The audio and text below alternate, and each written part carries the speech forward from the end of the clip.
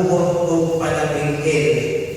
Nganong wala man mausap ang mga batasan o nakapig ang mga balatian, sa dugay naman kitang isanyawan mahilungod sa pag-angkon sa kaluwasan. Nganong wala pa man ngayon nabuutan ang katilingban, diin kita usap ang may mahinupan. Mga igsoon, kung mag-isip na ganita o conversion o pagkabuutan, ang kasagaran mo abot sa itong mga una-una, mao kayo ang pagbiyak sa sala.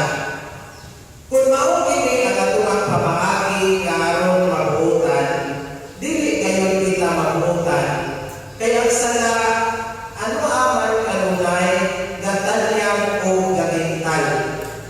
Sa pagkatinuod, ang pagkabuutan dili ang pagbiyak sa sala lamang, kundi ang pagkabuutan resulta kini sa pagpatol o maayong relasyon sa Ginoo nga mapakita diha sa usap ka maayong relasyon sa imong isig katawo.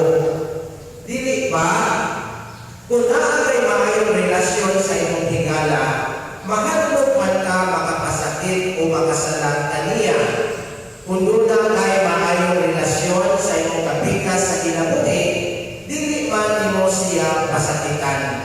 Nga sa ato pa, ang pagkabuutan, resulta kini sa maayong relasyon sa ato ang mga kaigsuunan. Ang maayong relasyon nato sa Ginoo o sa ato ang mga kaigsuunan, makapahimo natong buutan nga magtulak ka nato sa pagbuhat o maayong panikinggan diin atong alagaran ang ato ang mga kaigsuunan. Ang ato ang pagkabuutan, mapakita lamang kini kung doon kini maayong hibuhat sa atong mga kaigsuunan. Ug mao kini ang hangin sa atong ebanghelyo karon. Our gospel today challenges our worldly understanding of success and greatness. Karong lumibuha, ginuruan kita ni Jesus na ang taong malampuson dili sa iyahang naangkon, kundi sa mapausanong pag-alagan o pagtabang sa iyahang mga kasiliganan. Greatness is found not in self-promotion or seeking personal glory, but in humility and service. The path to true goodness, greatness, is found by serving others, especially those who are often overlooked or considered insignificant like a child. By using a child as an example, Jesus points out that greatness in God's eyes involves caring for those who cannot repay us, those who are vulnerable and dependent. A child in Jesus' time had little social standing or power. Yet by welcoming and caring for such a person, we are welcoming Christ Himself.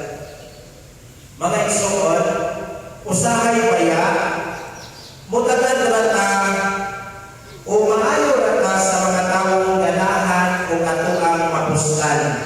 Usahay, maayo rata mutagan sa mga taong inila o maayong purma.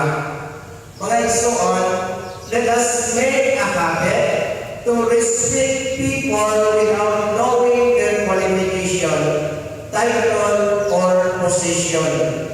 Tinuod bayan ni, mausap ang tinagdan sa tao, mausap ang tinagdan sa tao sa itunga, kung wala ka na'y gamit nila. Mausap ang tinagdan sa tao sa itunga, kung wala kay gamit nila. Mga igsoon, ang ebanghelyo naghagit ka nato to serve with humility. Tapakan nato ang mga nanginahanglan. Let us seek greatness not through pride, but through love and compassion. We are invited to live lives marked by humility, selflessness, and service to others. Kung ingon ini ang atong batasan sa kasagaran, maangkon gayon ang malinawon o malambugong katilingban. Mga igsoon, mapamatuan na atong relasyon sa Ginoo seryoso kung ini magbunga o maayong pinuhatan nga nakalipay o nagatamang sa uban, pinaagi sa mapapusanong kapangangalan sa ato ang mga kaigsuunang labing na kinahanglan. Kundo na ngayon tayo tinuod o lalong na relasyon sa Ginoo. Magbunga ngayon ini maayong pinuhatan o maayong pinulungan. Tinaon pa